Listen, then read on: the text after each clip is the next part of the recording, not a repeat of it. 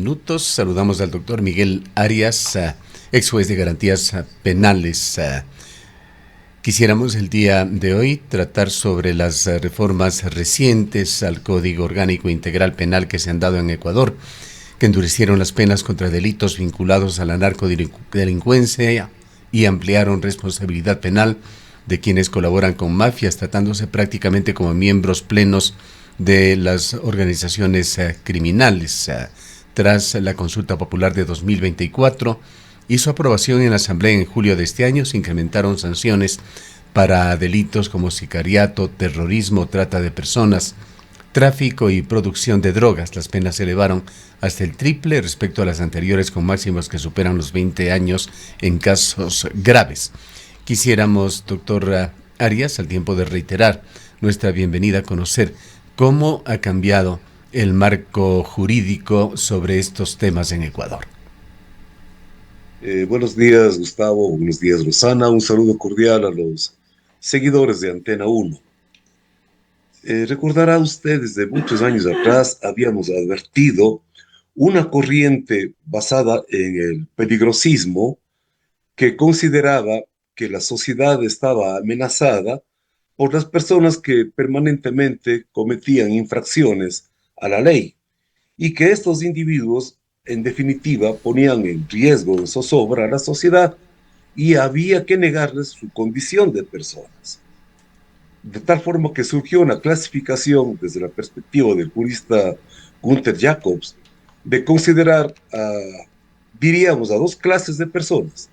Unas que son los ciudadanos de bien, los que respetan el ordenamiento normativo, los que no ejercen ningún tipo de amenaza para la sociedad, que son las únicas merecedoras de derechos. Solo a ellas se les puede respetar un derecho. Si respetan el ordenamiento jurídico, la sociedad, el Estado en definitiva les retribuye también con el reconocimiento del derecho. Pero las otras, aquellas que cometen delitos, las que no respetan el ordenamiento normativo, las que ponen en peligro a la sociedad, a ellas no se les considera personas, cuidado. Y si no son personas, tampoco tienen derechos. De tal forma que hay que buscar la forma de eliminarlos en la medida de lo posible.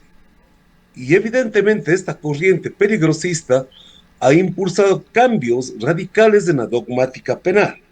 Teníamos nosotros prácticamente hasta 1980 aproximadamente, teníamos un concepto dogmático que se basaba fundamentalmente en la teoría del delito, que respetaba un ordenamiento normativo basado, diríamos, en la sanción y en la consideración de categorías básicas, ¿no es cierto? Sin embargo, a partir de esa época, la corriente del derecho penal del enemigo echa raíces en los estados, modificando las legislaciones internas. ¿Y cómo se da este viraje? Este viraje se da precisamente en el fenómeno de la expansión de la responsabilidad penal. ¿Qué significa esto? Antes, en el derecho penal clásico, de alguna manera, para llamarlo, la imputación se realizaba solamente a los seres humanos, a las personas naturales. Y obviamente aquellas personas, de acuerdo a la clasificación de Kant, de la concepción, aquellas personas que son sujetas de la imputación, es decir, a quienes se le atribuye una responsabilidad penal, deben tener capacidad de decisión, de conciencia de lo que hacen y también de voluntad de actuación. Elemento cognitivo que se llama elemento volitivo, ¿no es cierto? Lo que es el dolo, en definitiva, la intención de causar daño. Por ello, los niños, por ejemplo, no estaban inmersos en la imputación penal, porque se considera que no están en condición de madurez para entender lo que hacen y decidir. No tienen conciencia y voluntad, no estaban considerados en el derecho penal clásico. Sin embargo, a través del proceso de la expansión de la responsabilidad, vemos que hoy se debate en algunas legislaciones, ya se ha incluido la responsabilidad penal de los menores de 18 años. Aquí hemos tenido un debate permanente, incluso en las últimas reformas de la legislatura. Hablando justamente de nuestro país, ¿podría usted puntualizar cuáles han sido las principales reformas en el ámbito penal? Sí, me refería precisamente a esto de la responsabilidad, de la expansión de la responsabilidad si el derecho penal clásico no incluía responsabilidad para personas que no son naturales, hablemos de las personas jurídicas, nuestro sistema penal ya incluye la responsabilidad a las personas jurídicas. Por ejemplo, se puede procesar, pongamos un ejemplo, a Cartopel como persona jurídica, lo cual en el derecho penal clásico era absurdo. De otro lado, este fenómeno de la expansión lleva también a considerar que la responsabilidad como tal ya no está solamente basada en el dolo, es decir, en la intencionalidad de causar el daño, sino va más allá hacia incorporar como categoría de imputación a la culpa. ¿Qué significa esto? Vemos, por ejemplo, en el campo de la negligencia o mala práctica médica, ha habido un aumento desmesurado de las penas orientadas a sancionar a la negligencia médica. ¿Por qué? Porque esta responsabilidad ya no depende solamente de que el médico tuvo la intención dañosa, ¿no es cierto?, o la intención dolosa de hacer un daño. Basta el solo hecho de causar un daño con su actuación negligente para que sea sujeto de responsabilidad. Entonces, vemos de otro lado también el asunto de la temporalidad. La temporalidad significaba que un hecho que ocurrió en el pasado, solo lo que se hizo, ¿verdad?, es motivo de sanción. Sin embargo, en nuestra legislación interna ya no es suficiente el hecho de que se cause un daño, sino se prolonga por este proceso que decía de la expansión de la responsabilidad, se prolonga la posibilidad de sancionarme hacia el futuro, lo cual es un absurdo. Por ejemplo, en delitos de Perdóname tránsito, que le infracciones de interrumpa, tránsito. doctor Arias, en esta detallada explicación que usted está haciendo, que es necesaria y que vamos a continuar haciéndola, pero quisiera preguntarle en términos generales, hablando sobre todo del derecho penal, ¿estas reformas responden a una política criminal integral o son más bien medidas coyunturales frente a la crisis, enorme crisis de seguridad que vive el país? ¿O son parte, y en qué medida podrían ser parte de lo que técnicos, analistas del derecho penal llaman populismo penal? Es una estrategia del poder político porque no puede atender las necesidades sociales que la crisis genera, el desempleo, la falta de oportunidades para los jóvenes de realizar sus estudios, las necesidades básicas que el Estado no puede atender. Frente a ello, la única estrategia que tiene el poder político es eh, usar el derecho penal, ¿no es cierto?, ya no como la respuesta última, ya no como una respuesta mínima, ¿no es cierto?, como la doctrina señala, instrumentos internacionales, que el Estado debe utilizar el derecho penal como la última respuesta, no como la primera.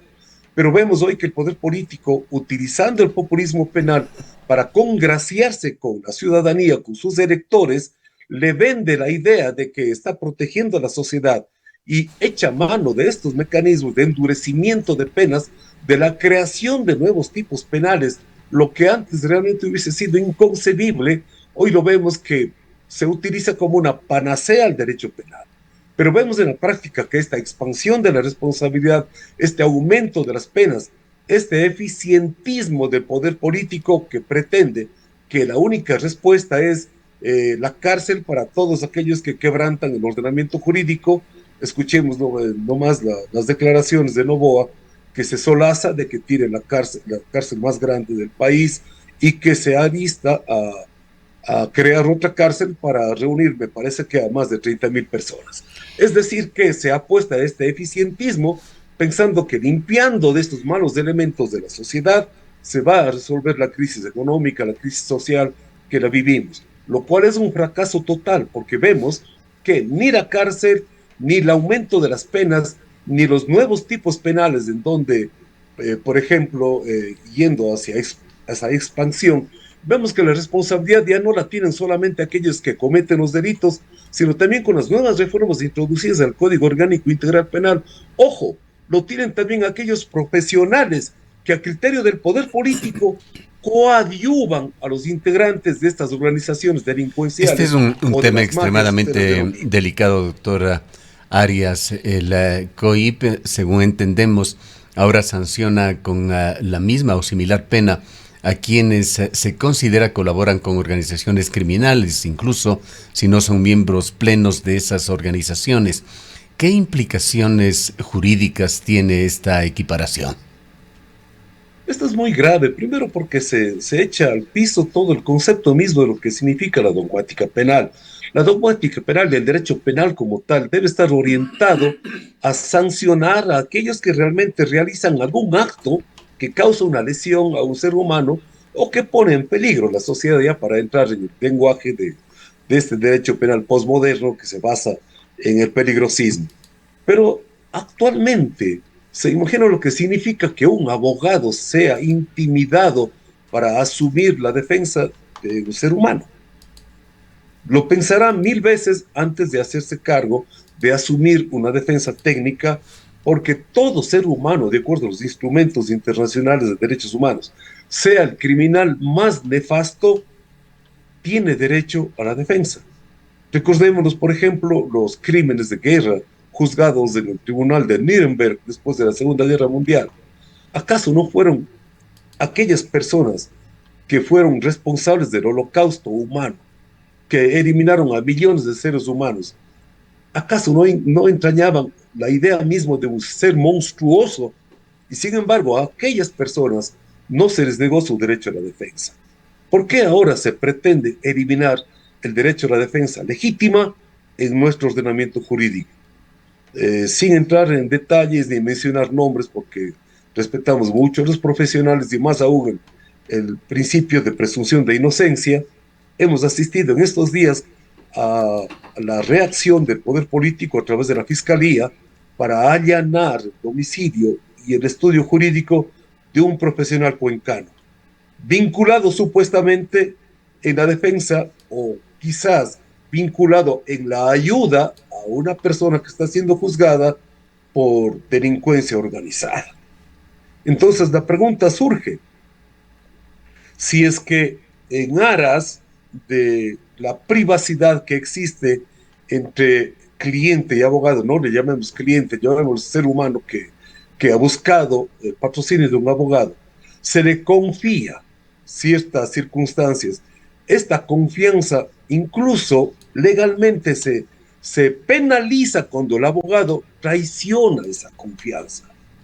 Es decir, si yo conozco algo íntimo de la persona que ha confiado en mi defensa, yo tengo, no solamente por ética jurídica, por ética humana, tengo además por obligación jurídica reservarme esos hechos que la persona que me confió su defensa me ha revelado. Pero ahora vemos que este principio humano esencial, no hablemos de lo jurídico, pero este principio humano esencial se ha echado al piso y se pone en duda si es que realmente el hecho de que un abogado asuma la defensa de una persona considerada peligrosa significa que del mismo grupo ha de ser. Y si es del mismo grupo, entonces venga, de acuerdo a la reforma del Código Orgánico Integral Penal, venga la sanción. Porque veamos ahora lo que decimos, ya no es solamente responsable el que comete un delito, sino también aquella persona, aquel profesional que a criterio del poder, ojo, a criterio del poder, esté realizando algún acto que le ayude, que le facilite.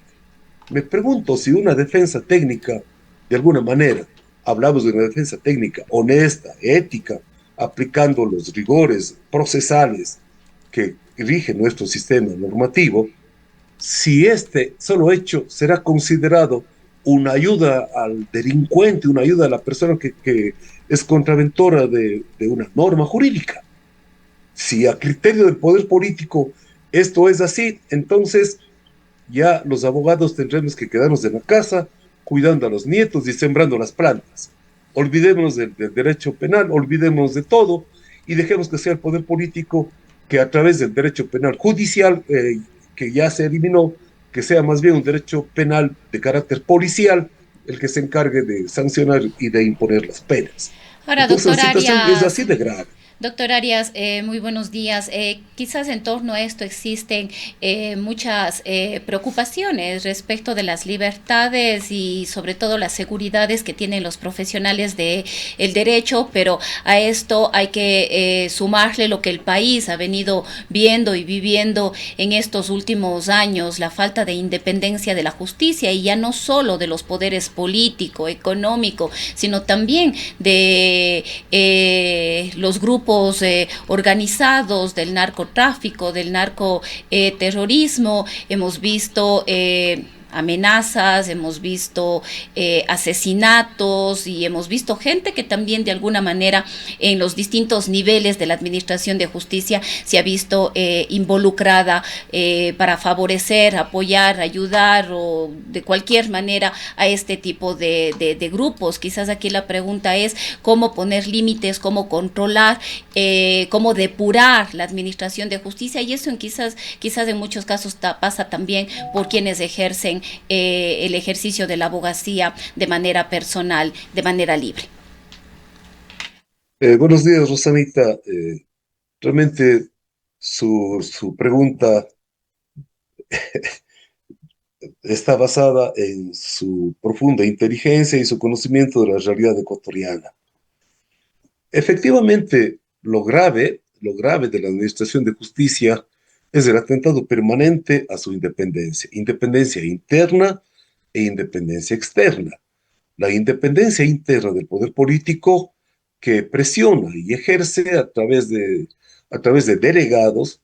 Recordemos cuando se hizo la denuncia, cuando ejercía como juez, de los delegados que enviaba el correísmo para que se monitoree y se supervise al juez si es que realmente está cumpliendo con las órdenes que él había emitido para que se encarcele a X o a Y ciudadano. Pero también está lo que usted señala, el atentado a la independencia por parte de ese entorno social que en este momento está tomado por las mafias. Y es innegable que si algún funcionario se niega a colaborar o a cooperar de manera que lo soliciten, ha sido víctima de atentados a su vida. Hemos visto fiscales, jueces, personas del sistema penitenciario que han sido asesinados por estas mafias. El problema, ¿cómo erradicar este atentado a la independencia externa e interna que sufren los jueces? Yo creo que de alguna manera estaría en la disminución, ¿no es cierto?, de ejercicio de esta concentración de poder. Porque como lo señala Michel Foucault, un criminólogo francés, el problema de la delincuencia no está en la naturaleza humana. Habrá excepcionalidades con seres humanos que tienen psicopatologías que le coadyuvan a la comisión de delitos. Pero en esencia, para Foucault, la delincuencia radica en un equilibrio de poder. Ese equilibrio de poder es el que debe ser erradicado en las sociedades. Y claro, así lo enfocan también Daron Acemoglu y James Robinson en su libro ¿Por qué fracasan los países? Entre comillas, ellos fueron merecedores del Premio Nobel de Economía, me parece que hace unos 3 años aproximadamente.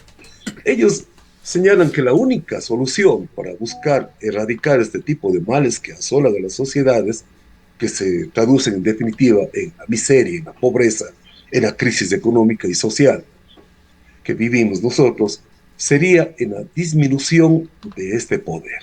Pero ¿cómo disminuimos el poder?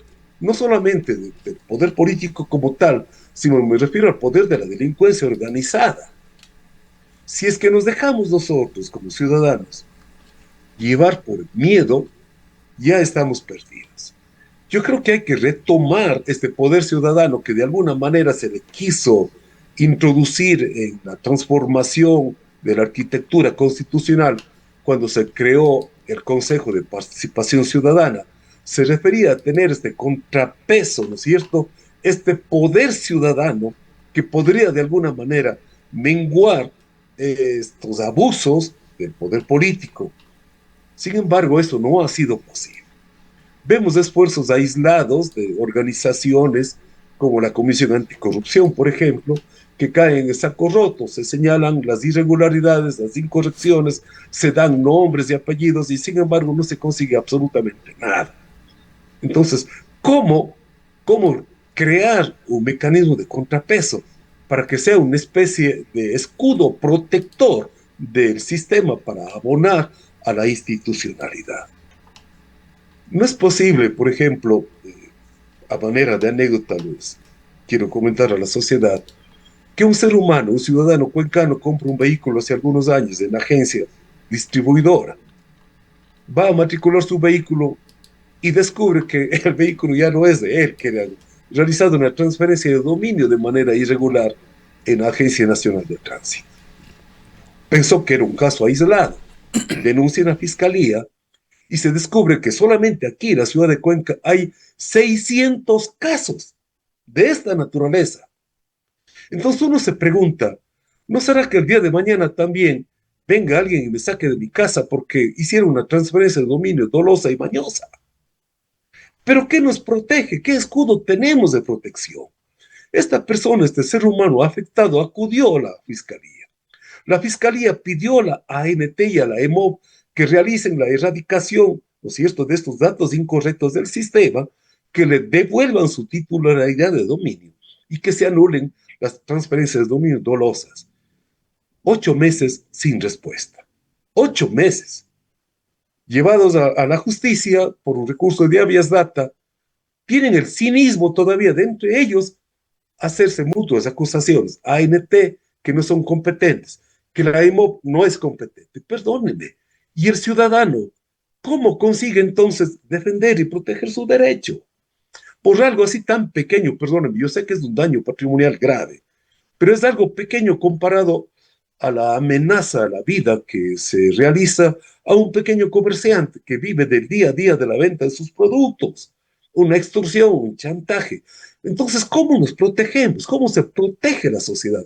¿Cómo erradicamos esta mala influencia, ¿no es cierto?, que elimina la independencia de los jueces y que destruye la institucionalidad?